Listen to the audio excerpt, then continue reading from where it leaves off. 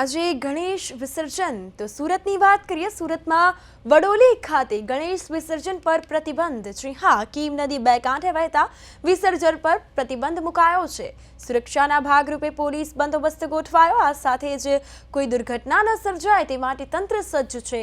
વડોલી ગામનું સ્મશાન પાણીમાં ગરકાવ કે અંતિમ વિધિ અન્ય જગ્યા પર કરવા સ્થાનિકો હવે મજબૂર બન્યા।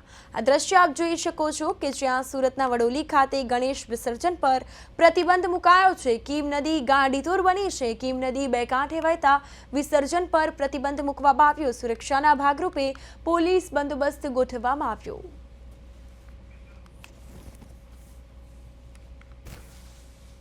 સુરત અને ભરૂચ જિલ્લામાંથી પસાર થતી કીમ નદી ગઈકાલથી ગાંડીતુર બની છે અને કીમ નદીના પાણી છે એ નીચાણવાળા વિસ્તારોમાં ઘૂસી ગયા હતા અને ઉપરવાસમાં વરસાદે વિરામ લેતા હાલ કીમ નદીની સપાટી સ્થિર થઈ છે।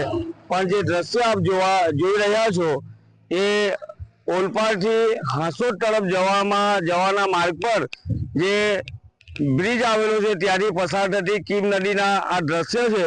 વડોલી ગામનું સ્મશાન ગઈકાલે ડૂબી ગયું હતું। આજે બીજા દિવસે પણ આ કીમ નદીના પાણી સ્મશાનમાં ફરી વળ્યા છે અને આજે પણ કીમ નદીનું જે આપ જોઈ રહ્યા છો જે રીતે વહી રહી છે, કીમ નદી જોખમી રીતે વહી રહી છે અને કીમ નદીના પાણી સતત વધી રહ્યા છે અને જેના કારણે હાલ ગણેશ વિસર્જનની કરવામાં આવી રહ્યું છે। પરંતુ ગણેશ વિસર્જન એટલા માટે મનાઈ કરવામાં આવી છે કારણ કે કીમ નદીમાં સતત પાણી વધી રહ્યું છે અને ગણેશ વિસર્જન દરમિયાન કોઈ મોટી દુર્ઘટના ના સર્જાય તેના માટે પણ પોલીસ છે તે ખડકી દેવામાં આવી છે। પરંતુ હાલ જે દ્રશ્ય આપ જોઈ રહ્યા છો, કીમ નદી છે તે ગાંડીતુર બની છે અને કીમ નદીના પાણી બંને તરફ જોવા મળી રહ્યા છે।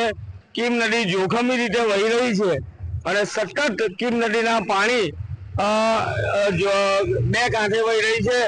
ગઈકાલે જે કીમ નદીના પાણી જે જોવા મળ્યા હતા એના કરતાં આજે પાણી વધારે પ્રમાણમાં જોવા મળે છે અને કીમ નદીની અંદર આજે હાંસોદ અને ઓલપાડને જોડતો જે વડોલી ગામની સીમમાંથી જે કીમ નદી પસાર થાય છે તો કીમ નદીના દ્રશ્ય એક તરફ અદ્ભુત દ્રશ્યો જોવા મળી રહ્યા છે અને કીમ નદી ગાંડીતુર બનીને વહી રહી છે। પરંતુ સારી બાબત એ છે કે ઉપરવાસમાં હાલ વરસાદે વિરામ લીધો છે, એના કારણે કીમ નદીની જે સપાટી છે તે સ્થિર થઈ ગઈ છે। તેને લઈને સ્થાનિક તંત્રએ હાશકારો લીધો છે, ગામજનોએ હાશકારો લીધો છે। પરંતુ આજે ગણેશ વિસર્જન કરવા માટે આવતા લોકોને કીમ નદી પર ગણેશ વિસર્જન કરવાની મનાઈ કરવામાં આવી છે કારણ કે કોઈ દુર્ઘટના ના સર્જાય। કિરણસિંહ ગોહિલ, પ્રદેશ 24, સુરત।